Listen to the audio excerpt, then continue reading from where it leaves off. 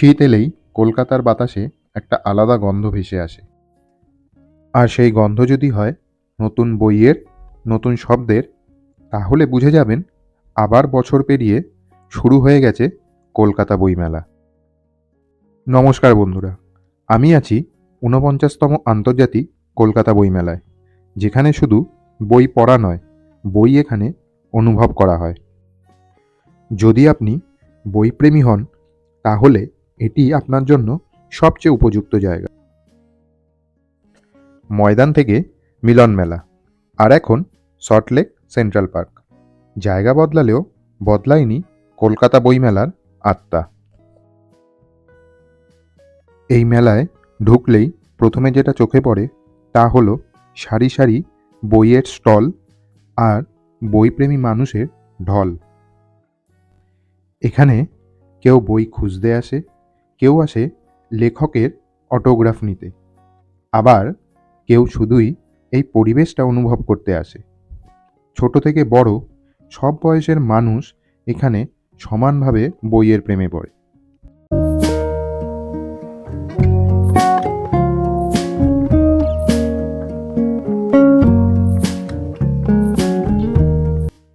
হাজার হাজার স্টল, লক্ষ লক্ষ বই, উপন্যাস, কবিতা, ইতিহাস, কমিক্স, শিশু সাহিত্য, কি নেই এখানে।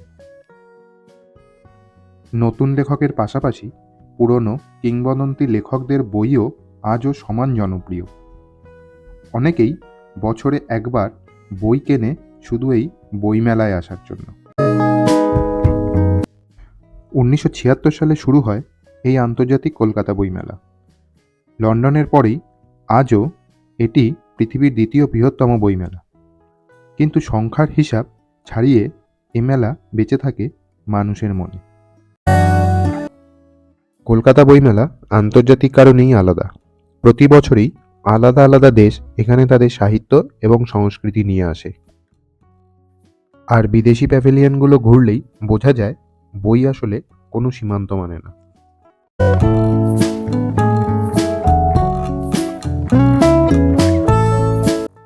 মাত্র ৩৪ জন পাবলিশার্স এবং ৫৬টি স্টল নিয়ে ৫ই মার্চ ১৯৭৬ প্রথম যখন ময়দানে এই মেলা অনুষ্ঠিত হয়, তখন এই মেলায় প্রবেশ মূল্য ছিল ৫০ পয়সা। প্রাথমিকভাবে এই মেলা একটি জাতীয় স্তরের মেলা হলেও ১৯৮৩ সালে international publishers association (IPA) Geneva এই মেলাকে আন্তর্জাতিক স্বীকৃতি প্রদান করে।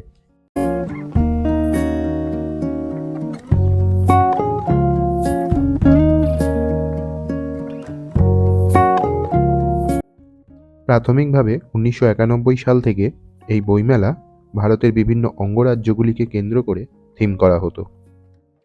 এরপর ১৯৯৭ সালে এটি ফ্রান্স থেকে শুরু করে আন্তর্জাতিক থিম দেশগুলিতে স্থানান্তরিত হয়। এই সুবিশাল ঐতিহ্যসম্পন্ন মেলার রয়েছে একটি কালো অধ্যায়।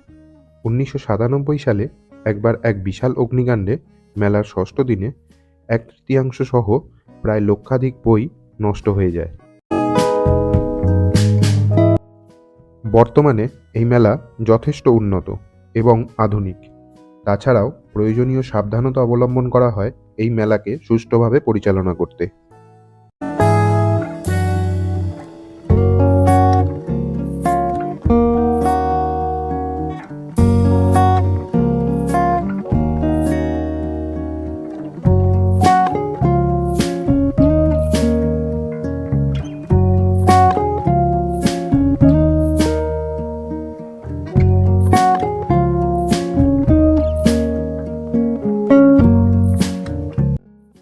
হরেক রকম বই ও নানাবিধ মানুষ মিলেমিশে এই মেলাটিকে এক মহামিলন মেলায় পরিণত করেছে।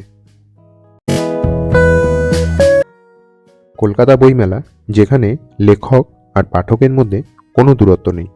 লেখকের সাথে সরাসরি কথা বলা, নতুন বই নিয়ে আলোচনা, এই সুযোগটাই বইমেলাকে আলাদা করে তোলে। আর বাঙালির প্রিয় জিনিস আড্ডা, সেটাও বইমেলায় পুরোদমে চলে। তাই কলকাতা বইমেলা বাঙালির কাছে তথা কলকাতাবাসীর কাছে একটা উৎসবের সমান।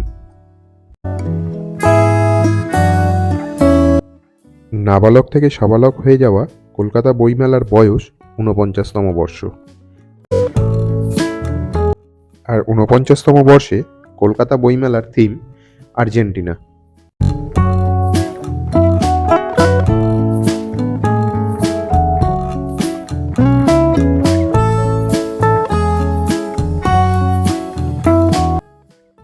আর্জেন্টাইন সাহিত্য মূলত ইউরোপীয় প্রভাব, লাতিন আমেরিকান বাস্তবতা আর জাতীয় পরিচয়ের মিশ্রণে গড়ে উঠেছে। এর ইতিহাস কয়েকটি গুরুত্বপূর্ণ ধাপে ভাগ করা যায়, যেমন ঔপনিবেশিক যুগ, স্বাধীনতা আন্দোলন ও জাতীয় চেতনা, গাউচো সাহিত্য, আধুনিক ও বিংশ শতকের সাহিত্য, আর সামরিক শাসন ও তার পরবর্তী সাহিত্য।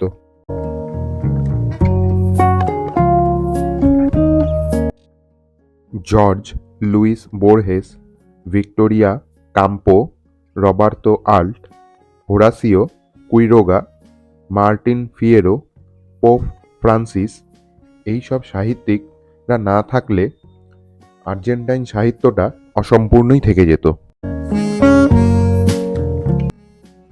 আর্জেন্টাইন সাহিত্য শুধু গল্প বা কবিতা নয়, এটি একটি জাতির ইতিহাস, সংগ্রাম, স্বপ্ন আর আত্মপরিচয়ের আয়না। বোর্হেস থেকে মার্তিন ফিয়েরো সব মিলিয়ে আর্জেন্টাইন সাহিত্য বিশ্ব সাহিত্যে এক অনন্য অধ্যায়। বর্তমানে কলকাতা বইমেলা বিভিন্ন রাজনৈতিক দলের জনসংযোগের একটি মাধ্যমও বটে।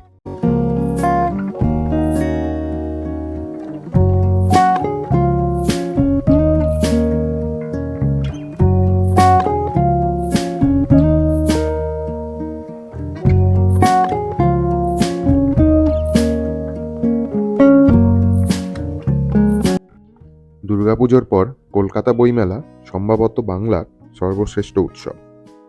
জীবনের একটি রূপক, একটি সুন্দর সৃষ্টি, যা শহরের মতোই ম্লান হয়ে যাবে, আর বইগুলো টিকে থাকবে।